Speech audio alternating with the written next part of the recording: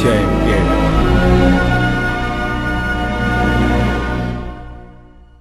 അനന്തരം ഗിദെയോൻ എന്ന യെരൂബാലും അവനോടുകൂടിയുള്ള ജനമൊക്കെയും അതികാലത്ത് പുറപ്പെട്ടു.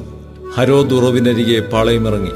മിദ്യാനിയരുടെ പാളയമോ അവർക്ക് വടക്ക് മോരെ കുന്നിനരികെ താഴ്വരയിലായിരുന്നു. യഹോവ ഗിദെയോനോട്, നിന്നോടുകൂടിയുള്ള ജനം അധികമാകുന്നു. എന്റെ കൈ എന്നെ രക്ഷിച്ചുവെന്ന് ഇസ്രായേൽ എന്റെ നേരെ വമ്പു പറയാതിരിക്കേണ്ടതിന് ഞാൻ മിദ്യാനിയരെ ഇവരുടെ കയ്യിൽ ഏൽപ്പിക്കുകയില്ല. ആകയാൽ നീ ചെന്ന് ആർക്കെങ്കിലും ഭയവും ഭീരുത്വവും ഉണ്ടെങ്കിൽ അവൻ ഗിലെയാദ് പർവ്വതത്തിൽ നിന്ന് മടങ്ങിപ്പോയിക്കൊള്ളട്ടെ എന്ന് ജനത്തിൽ പ്രസിദ്ധപ്പെടുത്തുക എന്ന് കൽപ്പിച്ചു. അപ്പോൾ ജനത്തിൽ 20,000 പേർ മടങ്ങിപ്പോയി, 10,000 പേർ ശേഷിച്ചു. യഹോവ പിന്നെയും ഗിദെയോനോട്, ജനം ഇനിയും അധികമാകുന്നു, അവരെ വെള്ളത്തിങ്കിലേക്ക് കൊണ്ടുപോക. അവിടെ വെച്ച് ഞാൻ അവരെ പരിശോധിച്ചു തരാം. ഇവൻ നിന്നോടുകൂടെ പോരട്ടെ എന്ന് ഞാൻ കൽപ്പിക്കുന്നവൻ പോരട്ടെ, ഇവൻ നിന്നോടുകൂടെ പോരണ്ട എന്ന് ഞാൻ കൽപ്പിക്കുന്നവൻ പോരണ്ട എന്ന് കൽപ്പിച്ചു. അങ്ങനെ അവൻ ജനത്തെ വെള്ളത്തിങ്കിലേക്ക് കൊണ്ടുപോയി. യഹോവ ഗിദെയോനോട്, പട്ടി നക്കി കുടിക്കും പോലെ നാവുകൊണ്ട് വെള്ളം നക്കി കുടിക്കുന്നവരെയൊക്കെ വേറെയും കുടിപ്പാൻ മുട്ടുകുത്തി കുനിയുന്നവരെയൊക്കെ വേറെയും നിർത്തുക എന്ന് കൽപ്പിച്ചു. കൈ വായ്ക്കു വെച്ച് നക്കി കുടിച്ചവർ ആകെ 300 പേരായിരുന്നു. ശേഷം ജനമൊക്കെയും വെള്ളം കുടിപ്പാൻ മുട്ടുകുത്തി കുനിഞ്ഞു. യഹോവ ഗിദെയോനോട്, നക്കി കുടിച്ച 300 പേരെ കൊണ്ട് ഞാൻ നിങ്ങളെ രക്ഷിച്ച് മിദ്യാന്യരെ നിന്റെ കയ്യിൽ ഏൽപ്പിക്കും. ശേഷം ജനമൊക്കെയും താന്താങ്ങളുടെ സ്ഥലത്തേക്ക് പോകട്ടെ എന്ന് കൽപ്പിച്ചു. അങ്ങനെ അവർ ജനത്തിന്റെ ഭക്ഷണ സാധനങ്ങളും കാഹളങ്ങളും വാങ്ങി. ശേഷം ഇസ്രായേല്യരൊക്കെയും അവൻ വീട്ടിലേക്ക് പറഞ്ഞയക്കുകയും ആ 300 പേരെ നിർത്തുകയും ചെയ്തു. എന്നാൽ മിദ്യാന്യരുടെ പാളയം താഴെ സമഭൂമിയിലായിരുന്നു.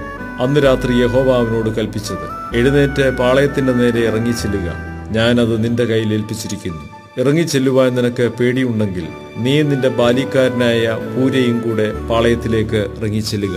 എന്നാൽ അവർ സംസാരിക്കുന്നതെന്തെന്ന് നീ കേൾക്കും. അതിന്റെ ശേഷം പാളയത്തിന്റെ നേരെ ഇറങ്ങിച്ചെല്ലുവാൻ നിനക്ക് ധൈര്യം വരും. അങ്ങനെ അവനും അവന്റെ ബാല്യക്കാരനായ പൂരയും പാളയത്തിൽ ആയുധപാണികളുടെ സമീപത്തോളം ഇറങ്ങിച്ചെന്നു. എന്നാൽ മിദ്യാന്യരും അമാലേഖ്യരും കിഴക്ക് ദേശക്കാരൊക്കെയും വെട്ടുക്കിളി എന്ന പോലെ അസംഖ്യമായി താഴ്വരയിൽ കിടന്നിരുന്നു. അവരുടെ ഒട്ടകങ്ങളും കടൽക്കരയിലെ മണൽ പോലെ അസംഖ്യമായിരുന്നു. ഗിദെയോൻ ചെല്ലുമ്പോൾ ഒരുത്തൻ മറ്റൊരുത്തനോടൊരു സ്വപ്നം വിവരിക്കുകയായിരുന്നു. ഞാനൊരു സ്വപ്നം കണ്ടു. ഒരു യവയപ്പം മിദ്യാന്യരുടെ പാളയത്തിലേക്ക് ഉരുണ്ടുവന്നു, കൂടാരം വരെ എത്തി അതിനെ തള്ളിമറിച്ചിട്ട് അങ്ങനെ കൂടാരം വീണ് കിടന്നു എന്ന് പറഞ്ഞു. അതിനെ മറ്റവൻ, ഇത് യോവാശിന്റെ മകനായ ഗിദെയോൻ എന്ന ഇസ്രായേലിന്റെ വാളല്ലാതെ മറ്റൊന്നുമല്ല. ദൈവം മിദ്യാനെയും ഈ പാളയത്തെയൊക്കെയും അവന്റെ കയ്യിൽ ഏൽപ്പിച്ചിരിക്കുന്നുവെന്ന് ഉത്തരം പറഞ്ഞു. ഗിദെയോൻ സ്വപ്നവും പൊരുളും കേട്ടപ്പോൾ നമസ്കരിച്ചു. ഇസ്രായേലിന്റെ പാളയത്തിൽ മടങ്ങിച്ചെന്ന്, എഴുന്നേൽപ്പീൻ, യഹോവ മിദ്യാന്റെ പാളയത്തെ നിങ്ങളുടെ കയ്യിൽ ഏൽപ്പിച്ചിരിക്കുന്നു എന്ന് പറഞ്ഞു. അനന്തരം അവൻ ആ 300 പേരെ 3 കൂട്ടമായി വിഭാഗിച്ച് ഓരോരുത്തരുടെ കയ്യിൽ ഓരോ കാഹളവും വെറും കുടവും കുടത്തിനകത്ത് ഓരോ പന്തവും കൊടുത്തു. അവരോട് പറഞ്ഞത്, ഞാൻ ചെയ്യുന്നത് നോക്കി അതുപോലെ ചെയ്യുവീൻ. പാളയത്തിന്റെ അറ്റത്ത് എത്തുമ്പോൾ ഞാൻ ചെയ്യുന്നത് പോലെ നിങ്ങളും ചെയ്യുവീൻ. ഞാനും എന്നോട് കൂടെയുള്ളവരും കാഹളമൂതുമ്പോൾ നിങ്ങളും പാളയത്തിന്റെ ചുറ്റും നിന്ന് കാഹളമൂതി യഹോവയ്ക്കും ഗിദെയോനും വേണ്ടി എന്ന് പറവീൻ. മധ്യയാമത്തിന്റെ ആരംഭത്തിൽ അവർ കാവൽ മാറി നിർത്തിയ ഉടനെ ഗിദെയോനും കൂടെയുള്ള 100 പേരും പാളയത്തിന്റെ അറ്റത്തെത്തി കാഹളമൂതി കയ്യിലുണ്ടായിരുന്ന കുടങ്ങൾ ഉടച്ചു. 3 കൂട്ടവും കാഹളമൂതി കുടങ്ങൾ ഉടച്ചു. ഇടത്ത് കൈയിൽ പന്തവും വലത്ത് കൈയിൽ ഊതുവാൻ കാഹളവും പിടിച്ചു. യഹോവയ്ക്കും ഗിദെയോനും വേണ്ടി വാൾ എന്ന് ആർത്തു. അവർ പാളയത്തിന്റെ ചുറ്റും ഓരോരുത്തരും താന്താന്റെ നിലയിൽ തന്നെ നിന്നു. പാളയമെല്ലാം പാച്ചിൽ തുടങ്ങി. അവർ നിലവിളിച്ചുകൊണ്ട് ഓടിപ്പോയി. ആ 300 പേരും കാഹളമൂതിയപ്പോൾ യഹോവ പാളയത്തിലൊക്കെയും ഓരോരുത്തന്റെ വാൾ താന്താന്റെ കൂട്ടുകാരന്റെ നേരെ തിരിപ്പിച്ചു.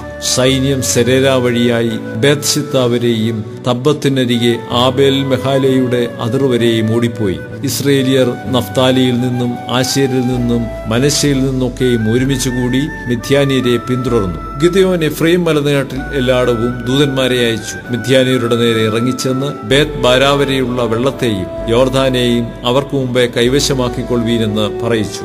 അങ്ങനെ തന്നെ എഫ്രൈമ്യരൊക്കെയും ഒരുമിച്ചുകൂടി ബേത്ത് ബാരാ വരെയുള്ള വെള്ളവും യോർദാനും കൈവശമാക്കി. ഓരേബ്, സേബ് എന്ന 2 മിദ്യാന്യ പ്രഭുക്കന്മാരെ അവർ പിടിച്ചു. ഓരേബിനെ ഓരേബ് പാറമേലും സേബിനെ സേബ് മുന്തിരിച്ചക്കിനരികെയും വെച്ച് കൊന്നിട്ട് മിദ്യാന്യരെ പിന്തുടർന്നു. ഓരേബിന്റെയും സേബിന്റെയും തല യോർദാനക്കരെ ഗിദെയോന്റെ അടുക്കൽ കൊണ്ടുവന്നു.